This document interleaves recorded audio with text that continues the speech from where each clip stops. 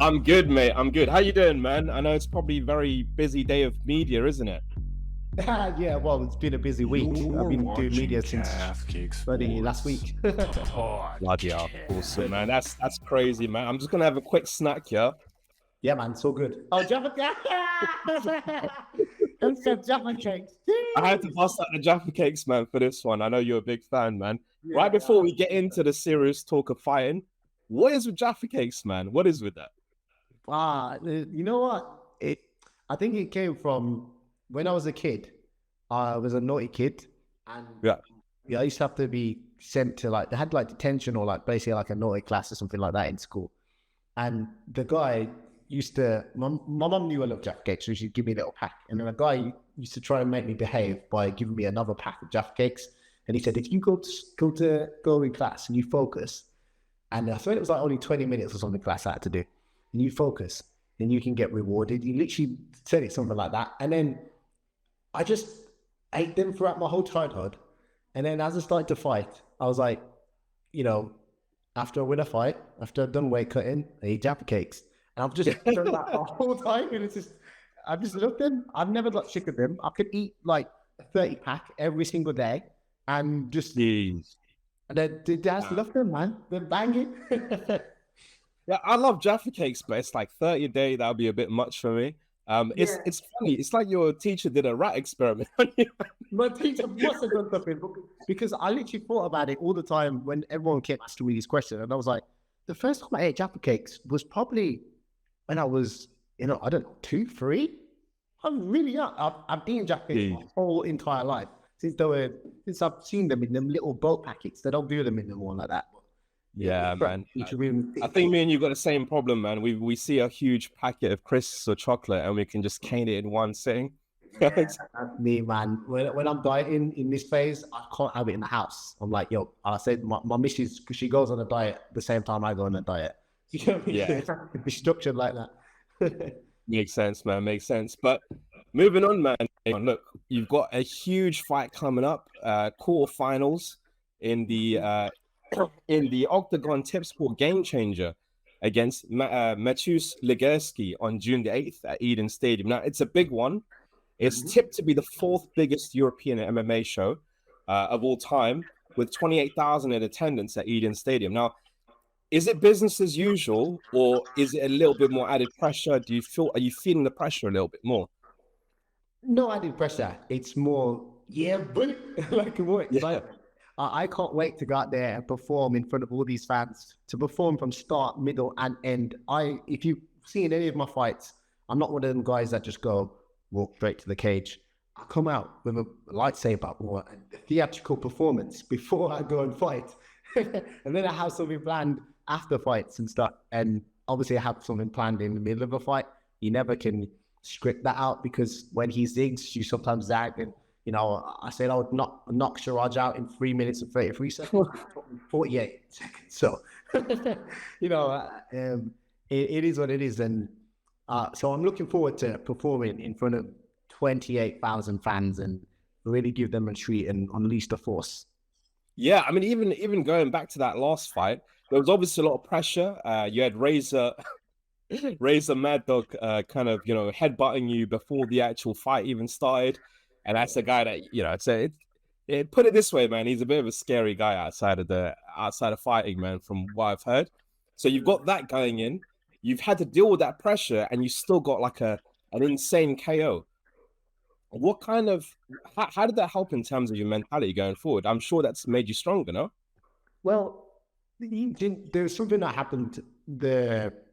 There's many things that happened throughout my career, but I remember one time I was meant to do my walkout in Manchester. This is the first time I was doing a fight in England again, in Oktagon.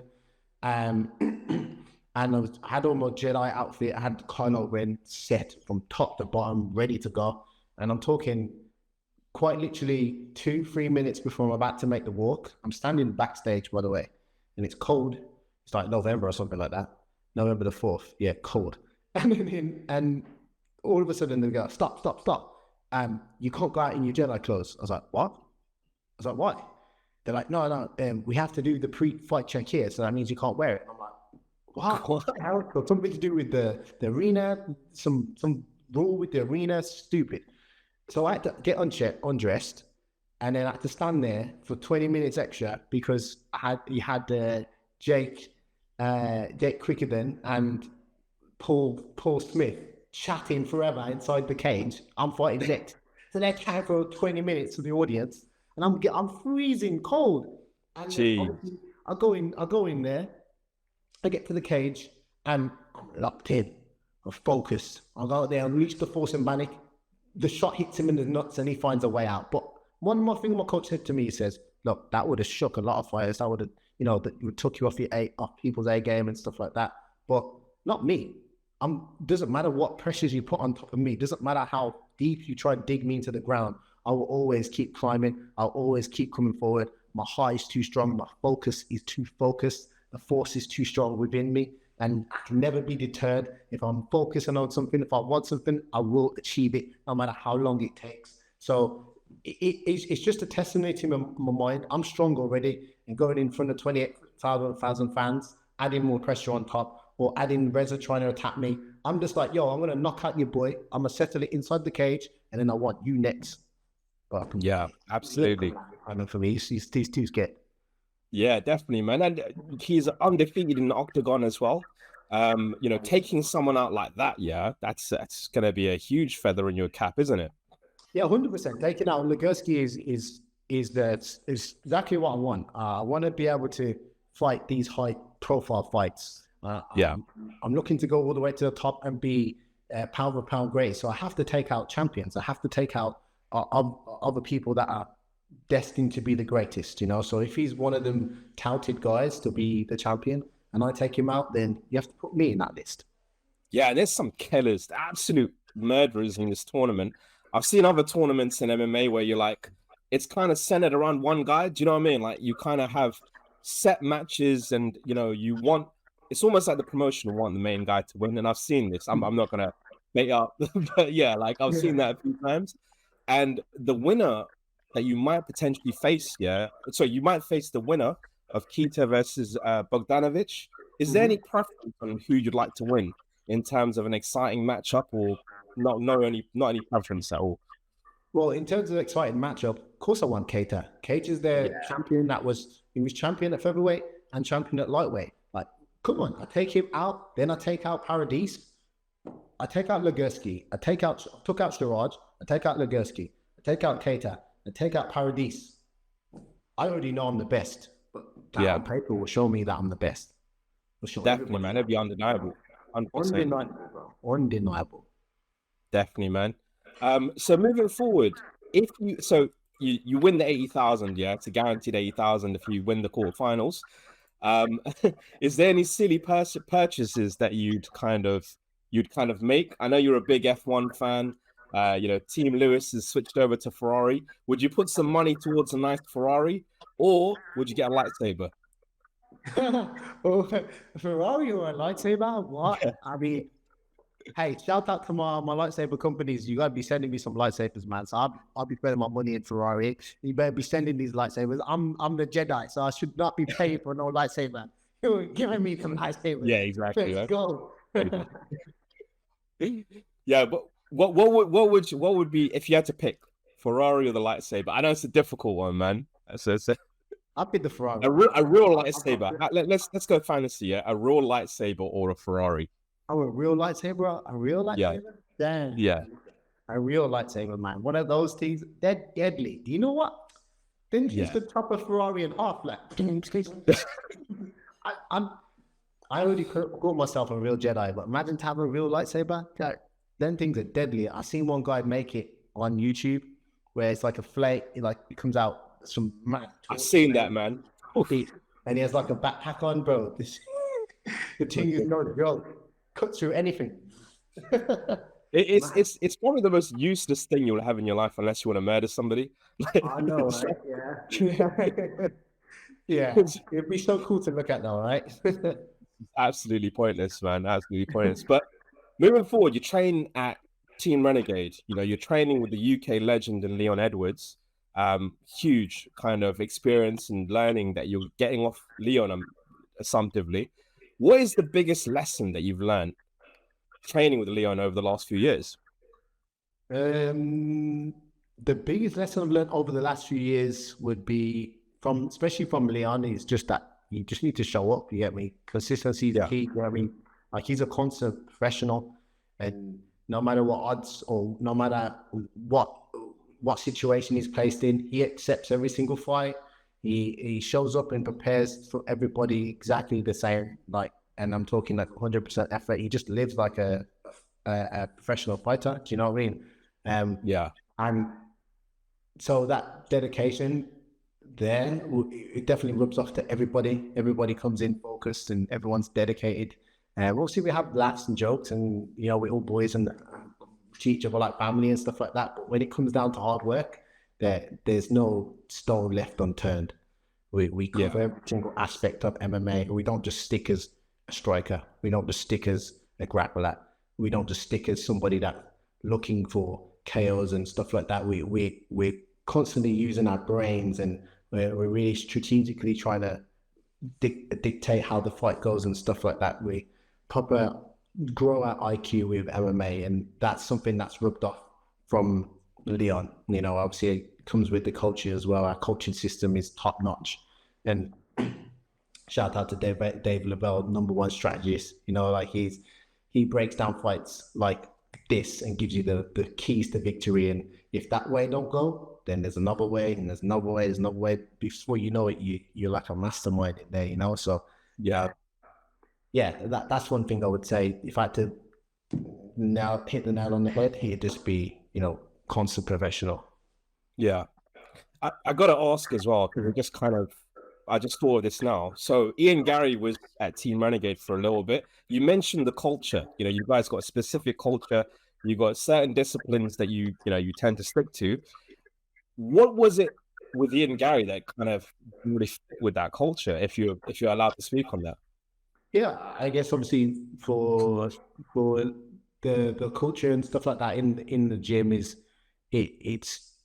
like I said, it's constant professional, and it's set in a certain way. And I guess Ian wants to do his own thing from what I'm hearing, you know, and come in and rewrite the book and sort of to say, you know, it's the way how the coaches want it to be and stuff like that. And obviously, I think, you know, Ian likes to be more of a not really like an outlaw, but like he likes to do his own thing, set his own time of training and stuff like that, or all that.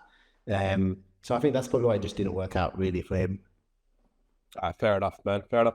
So going back to kind of you meeting Leon, you mentioned in an interview, and I thought this is like really insightful. You said, look, I was kind of born from nothing, you know, and it's a very similar story to Leon Edwards. So when you first met Leon Edwards, did you guys connect over a similar background, like straight away?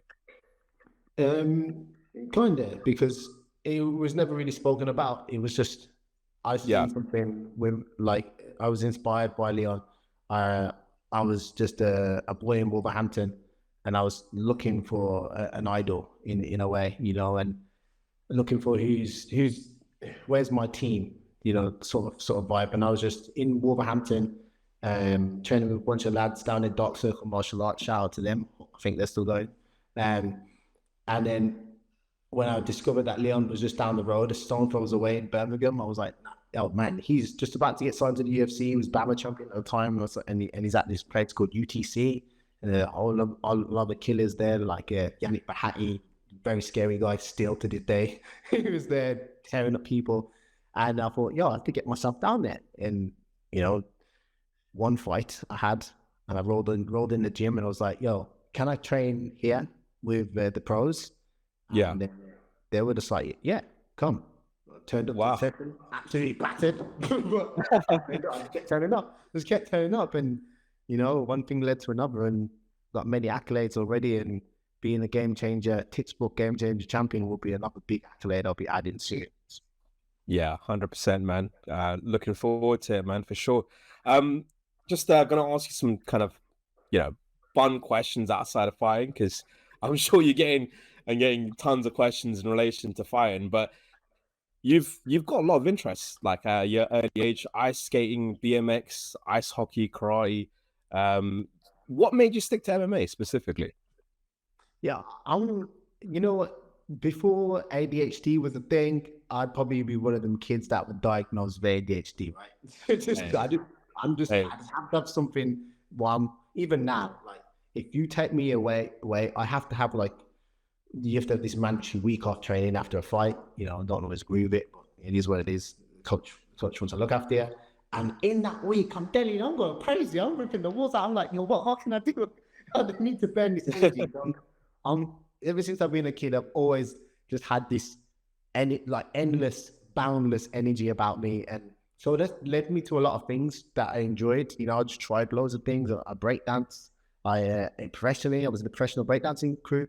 Then BMXing. yeah, All these things I tried to take as professionally and as seriously as possible. Ice hockey, I was in the ice hockey team.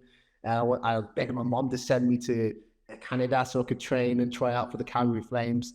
And then I was big into motorbikes and motorsports. I still am. And I was begging my mom to send me. I got selected for the Red Bulls Rookies Cup. So, you know, it was a massive opportunity there as well. So I've just always dived into things and just been like, I have a very strong addictive personality. So if I like it, I'm on it, and I'm just like a geek, and I want to suck all the knowledge out of it, you know. So that's how I end up just having a lot of things that I'm pretty good at, or like faceted, as I say. definitely, man. Even ballet, yeah. And there's been a number of fighters that have done ballet in the past, yeah. I mean, people are probably going to be like trolling in the comments, fuck them. But like, there's been a number of fighters that have done ballet in the past, yeah, that have used that to become elite level fighters, like Valentina Shevchenko, and you've got Lomachenko as well. Yeah. Do you feel like it's helped a little bit in terms of your rhythm in for fighting? Oh yeah, 100%. You know, if you know how to know rhythm of music and you know how to use your body, that's fighting. Fighting is all rhythms and patterns, broken pattern, and then like going with all the beats and stuff like that, and being able to, you know, have control over your body as well. That definitely helps. Like if I was to say, pick up your left leg and then, you know, turn it like 90 degrees. Sometimes people wouldn't be able to even do that. Wouldn't be able to figure out how to, you know, pat the head, circle, you know. Yeah. Just coordination things, but that definitely can help you and will help you to be a great martial artist, because you need to be able to move your body. So yeah, ballet when I was a little kid didn't help my flexibility, but it probably helped me. And dancing definitely helped me through to be a great striker. So I'd say, you know. Definitely, man. Changing gears, you're a big boy for your weight division, man. 6'1", almost 78-inch reach. Is there any plans to move up in weight at some point? Maybe I'm focused on dominating my weight division at the moment. You know, I don't struggle making weight. I'm one of them guys where, you know, I don't cut that much when it comes to fight week and stuff like that. So I'm never struggled making lightweight. Yeah. I've actually attempted to make featherweight before, and that wasn't really a struggle, but I did it in 11 days notice, which was a bit too much. But I reckon I could make featherweight. I could fight feather, lightweight, welterweight. If they make this other, was it super lightweight though I'm talking about? Yeah. Making 10 divisions, then, you know, I can go all across them. But right now I'm focused on lightweight, focused on dominating that, and my frame is perfect for it. Yeah, awesome. That definitely makes sense. So speaking of big guys at lightweight, and look, I can cut this out, yeah, if you don't like this question, because I wanted to ask you this as well, like just pure and simple. But you and Denis Frimpong, you've got kind of a little bit of a beef here going on. I know you said multiple times he's not on your level. He's 1-2, 2-2. But in my opinion, I'm being a fight fan for like 20 years. Yeah, that is a huge fight in Britain, man. If that was done on UK soil, is that something that you'd be looking forward to in a year or two? You know, depending on circumstances and everything else. Listen, I told him from the first moment I met him, I'd smoke him anytime. I asked him after so much chat, you know, Denis Frimpong has so much chat. I said to him, how much of a chance do you give yourself to beat me? Man started off saying 2 out of 10. So I laughed. I was laughing so hard. We had the same management at the time. I threw him in. And I said, what did you just say, bro? Say it to my manager. And then he goes, oh, I'll give myself a 4 out of 10. Am I going to waste my time? Am I going to really waste my time? It's so funny though, because it's like, you know, the kind of banner between you guys, it's almost like you know, Rampage Jackson and Rashad Evans, almost that kind of level of banner. Because it's I could tell you guys probably don't like each other very much, yeah, but I could almost see you guys being friends after fighting. No, Hey, listen, bro, that guy's a doofus.